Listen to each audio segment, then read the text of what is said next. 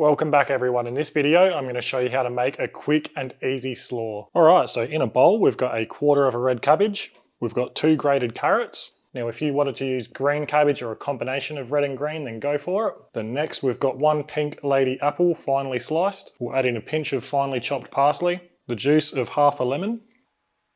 Then we're going to add about a 3/4 cup worth of kewpie mayonnaise, and then about a 1/4 cup worth of jalapeno mayonnaise. Then a pinch of salt and pepper. Then we can give it a good mix.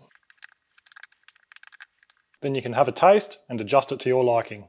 Alright, now it's up to you how you want to serve it, but we're going to get a nice brioche bun. We're going to lay down some of our slaw. We'll top it off with some beautiful pulled pork. We'll put our lid on, and that's good to go. And there you have it, a quick and easy slaw recipe. It's a bit different from your standard slaw recipe, but I absolutely love the little spice kick from the jalapeno mayo. If you are sensitive to spice, don't hesitate to leave it out. I also love the addition of apple in there, especially when you're serving it with pork like we are today. So now let's have a taste.